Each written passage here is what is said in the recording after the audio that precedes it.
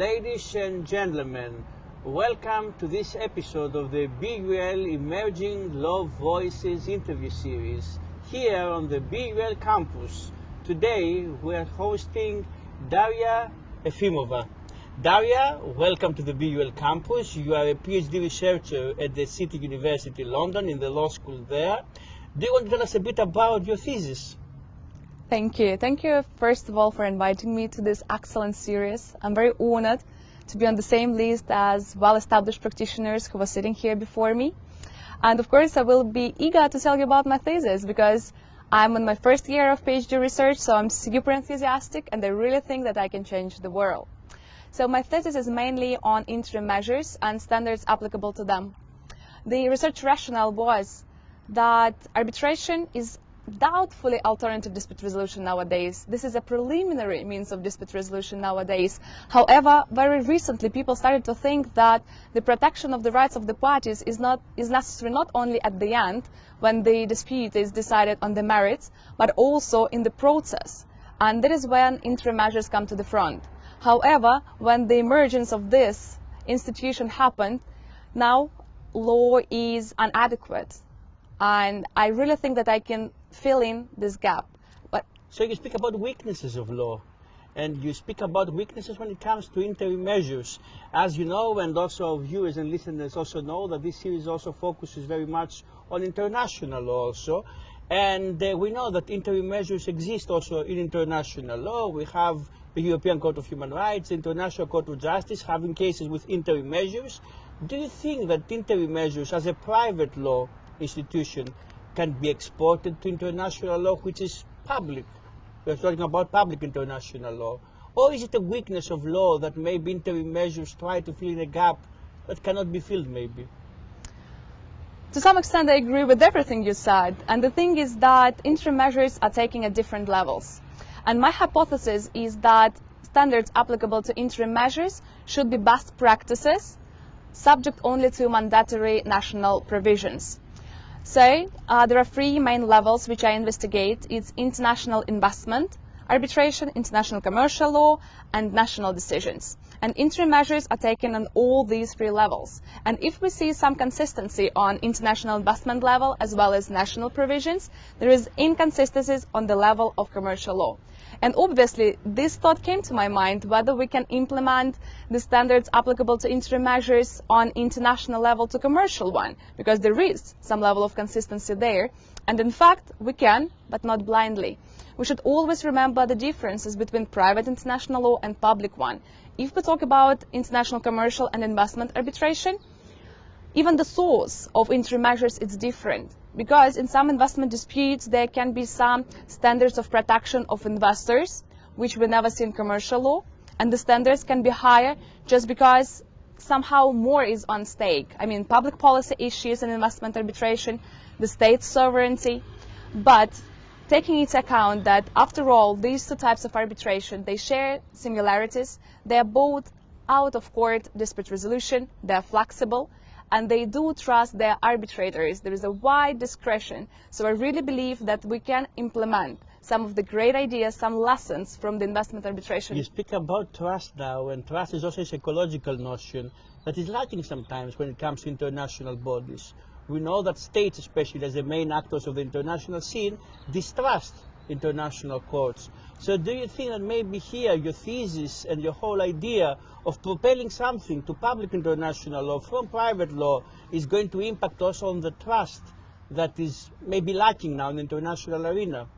That would be wonderful, actually, because also one of the sources like ancestral arbitration rules and ancestral model law are now almost the only sources of standards applicable to interim measures, and potentially they should be implemented of both private law and public law levels. And one part of my thesis, I'm criticizing the existing system. So if I will be ambitious enough to suggest some amendments to the ancestral model law and arbitration rules, we can see the influence on the private and public law as well. You say now that arbitration is very much well-deserved, a kind of high level of trust from the parties. What is the secret, do you think? Maybe the nomination procedure of arbitrators? Why do you think that parties trust the arbitration channel?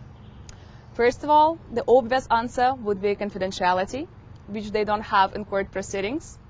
Secondly, obviously the opportunity to form the panel of arbitrators, so you can find people with particular expertise in the field, which we also not very often see on the national level, even though we're all very aware of the very complicated court system in the UK with all the magisters, which do have specialization, but it's very much different in arbitration.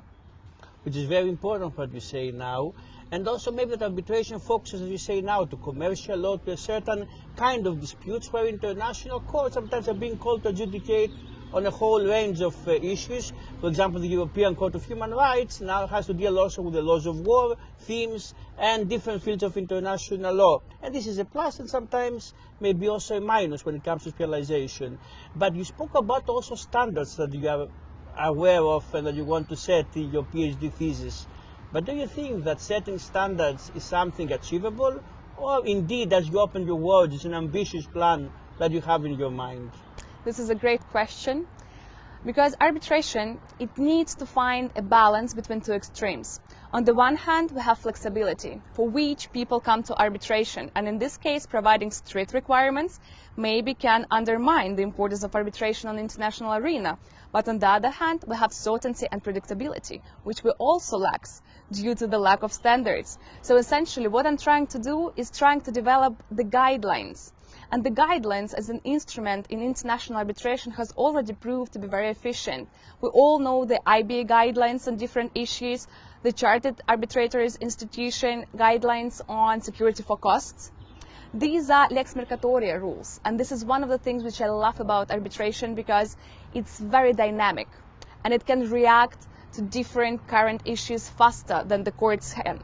So my task is to develop the guidelines, and then it will be up to the parties in tribunal whether to follow them or not. Now, of course, I'm reminded when you speak about guidelines, about soft law in international law, because we have guidelines, for example, for the protection of children, for the protection of internal migrants, but at the same time, sometimes again, this is also the weak point of international law, because it's merely a guideline.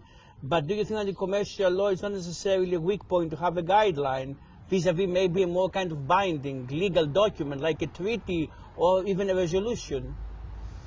I think that the advantage of arbitration and private law is that I really believe that business can regulate itself. And I think that there is a mistrust in business, but they have enough capabilities and expertise in the field, and that is why it's very popular nowadays to have even in the panel of arbitrators not only lawyers, but also experts in the field. And with this opportunity to amend the law to the circumstances of the case, you can get enough flexibility and then the enforceability of the issues, because otherwise you risk not getting an adequate solution to the problem. And you all see how the world changes every day. It's a double-edged sword, though, because businesses can have rights, but also they have more duties once they expand their activities. So the question is, what about their duties, the human rights duties, for example? Do you think that also this is something that should be regulated, the human rights accountability of international corporations? Sure, this is a big issue.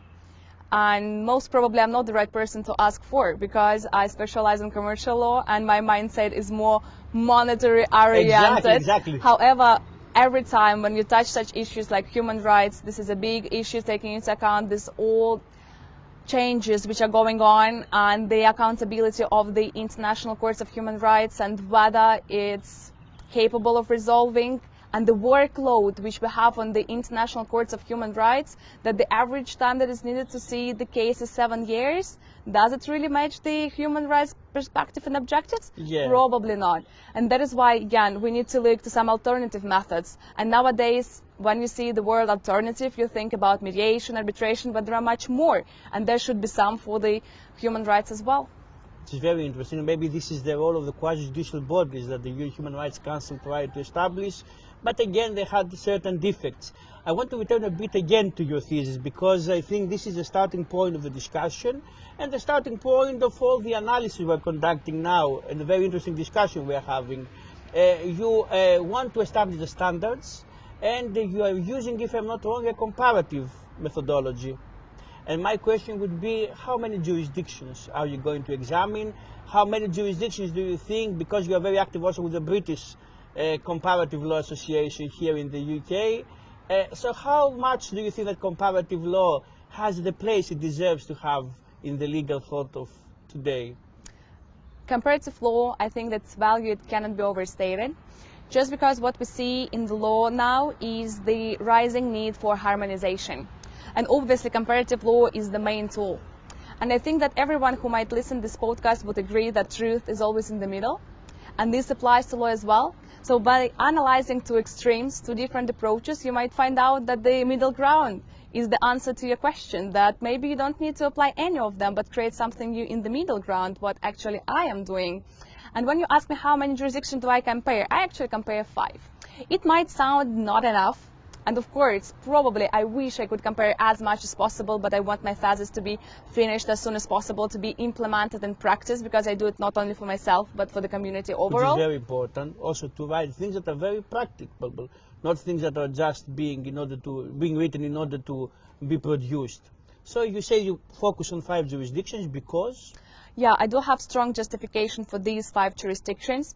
First of all, 3 of them represent common law jurisdictions and 2 of them represent civil law jurisdictions. Then, as I said, you're not afraid of an imbalance between common law and non-common law? That is why I don't have only one of them on each side.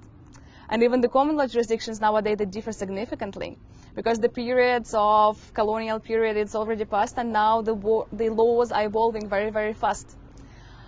Some of these jurisdictions have adopted the ancestral model law, some did not. So this is also one of the differences we might see, and it influences the approaches to standards. And some of these jurisdictions are known as being very arbitration friendly. Some of them, like China and Russia, they are considered less arbitration friendly. So this is my justification for this comparison. It's very important, the comment now that you make, that you put on the table about some states being more arbitration friendly. And we know that arbitration, meaning also mediation and negotiation, the alternative dispute settlement mechanisms, are sometimes new in some countries. What do you think are the factors that actually impact on the susceptibility, on the readiness of each country to accept or not these alternative methods of dispute settlement? I think that there are 2 main reasons.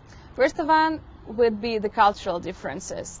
Religion even might have a fact. As we know, like the Asians, they do see the disputes different from the European-minded people. They don't see it as a battlefront, and they will try to find any alternative means rather than coming to the court when they already have the conflicting values. Overall, being able to continue relationships is very much important for them, and I actually stay for their values. And another factor would be the readiness of the mechanisms within the country, because some countries are just not ready to provide them with the meaningful alternatives. And also, why arbitration has become that successful? Mainly because of the New York Convention. And now, with the mediation, which is widely used, we have the Singapore Convention on mediation.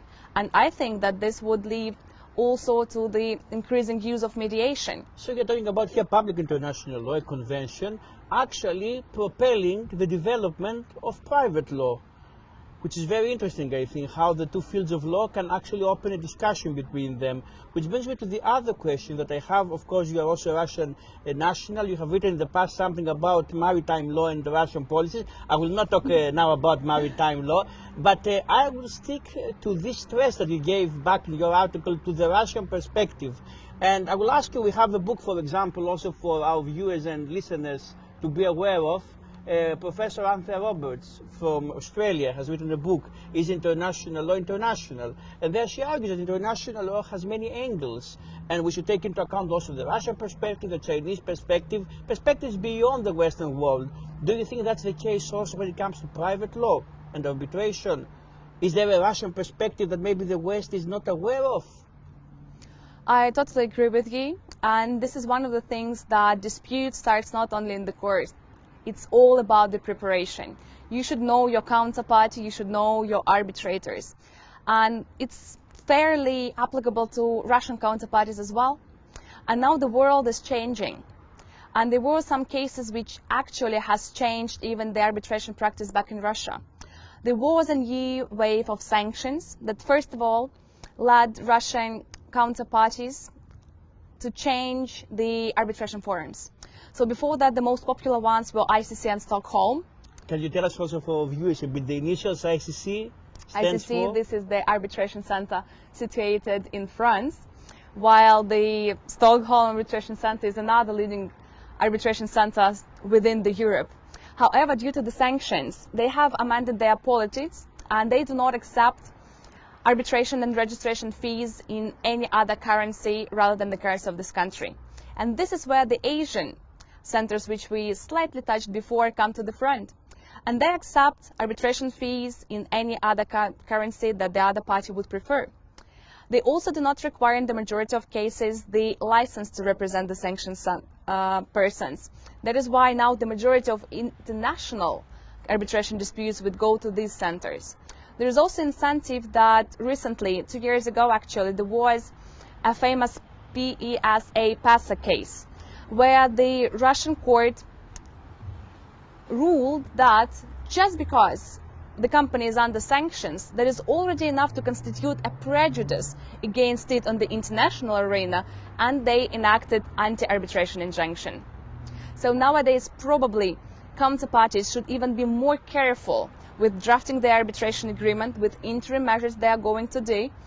And domestic arbitration is also rising considerably in Russia, because there is a bit of mistrust between the businesses and the court system, and the workload of cases on courts is also very high. So domestic arbitration is very much popular in Russia, and I would say that the most popular means of dispute resolution. What you said about mechanism now in Asia brings me to the question, what about London? We knew that London, par excellence, is a center of international arbitration, but at the same time, all these developments now we spoke about, do you think they threaten the preponderance of London as a center of international arbitration? Actually, I do. Of course, we will see it in the coming years, how it will be, but I do already see like these red flags. Obviously, London will remain the leading center for the maritime disputes. There is no other organization which will be able to provide the same level of organization and readiness to cover that much disputes and that diverse disputes. However, ICC, the French Arbitration Center, we should not forget about this. And the thing is that France is very unique in its delocalization theory. So it very much depends also on the parties and what they do believe. Because actually, recently there was a case in the US court when they said that if the dispute is purely commercial, disclosure procedures will not take place. The courts will not assist them in doing so. And it really contradicts the C theory, that the delocalization theory, which is now emerging in Europe, and that might lead to two conclusions. Either there would be forum shopping, and they will be looking for the jurisdictions where the disclosure will still be. And forum shopping brings also politicization, maybe. Yes, that might change the role of arbitration overall. Because now what the lawyers try to do is to prove that arbitration is the governmental assistant. So that changes the perception of arbitration in the eyes of practitioners at all. So that is also very interesting, because arbitration centers, even though they facilitate dispute resolution, they are businesses as well. So they operate in the competitive environment. And so maybe that the ICC and LCIA, they take different approaches to this, let's say, applicable law and overall arbitration theories. And they don't want to harmonize because they want to have different clients. So let's see where other clients will go. They have a choice. The question is that you worked there in the Hong Kong Arbitration Center, and we know also the political developments between China and Hong Kong that we hear in the news. So do you think these political developments are going to impact also the Hong Kong Arbitration Center, or arbitration center that's going to be like an autonomous island beyond any developments on the political sphere? No, actually they are already impacted it. First of all, Hong Kong is one of the Hong Kong Arbitration Center is among 5 most used arbitration centers in the world already. And China and Hong Kong, they operate on the system one country, two systems. They are very much different. At least China is civil law jurisdiction, Hong Kong is a common law jurisdiction. They have free exchange of information, free market, their own currency. Even in the Supreme Court of Hong Kong sit individuals from different nationalities, Englishmen, Canadians, New Zealand, Australia, very much different. So actually, without the separation of power between Hong Kong and China, Hong Kong Arbitration Center most probably would not become that effective as it is nowadays. Very interesting point. I would like now to turn to more your personal academic career. with two questions. First of all, to say also to our viewers that you're a visiting lecturer in the University of Hertfordshire, and also you teach at City University there in the law school. The first question I would like to ask you is about the module of international dispute settlement. Most students associate it with international arbitration. How much do you think, though, that it's wider, encompassing also international courts, quasi-judicial bodies? So how would you define international dispute settlement when it comes to the academia, to the English universities? So just to be clear, I teach international commercial arbitration and I teach ADR at the University of Hertfordshire. And obviously it's very important to show that there are much more opportunities rather than arbitration itself. And I personally believe in specialization, and all these organs which you mentioned, they are specialized, they have a certain level of expertise. And for instance, adjudication is also a great example when just the business, the contractors, they came and they created their own method of dispute resolution, which is now applicable worldwide. So I really believe that we should always be on the edge of the emergence of something new. And it's very important to show the possibilities that they might take. It even applies to the career objectives, because I'm doing international commercial arbitration, but I used to work as a tribunal secretary. This is the career opportunity which students are usually not aware of, but this is a great opportunity. And it's also very important to show that even if you want to be involved in dispute resolution, it does not mean that you need to qualify in one jurisdiction. It does not mean that you need to be a counsel. There are so many, like knowledge lawyer, many other opportunities as well. Exactly. You point out the important thing that in essence we must be open as law people to explore all the venues that law has to offer. And the last question I would like to ask you, Daria, in this short interview is about your personal prospects. How do you see yourself after you finish the PhD? Do you envision yourself as an academic or back in practice or something in the middle? Something in the middle. You just stated it very rightly, because overall my career objective is to become an arbitrator. Why? As you just rightly said, this is a very unique, I would say, even maybe figure in the international arena, which needs this unique combination of academic and commercial awareness. And usually people who struggle to get their first appointment, and this is a really big problem in arbitration, they lack one of them. And this is a bit of mistrust between academics and practitioners, because academics before that, they were just like forgetting about the practical applicability of their researches, while commercial lawyers were perceiving academics as someone who is losing their years in their libraries. And the truth again is in the middle.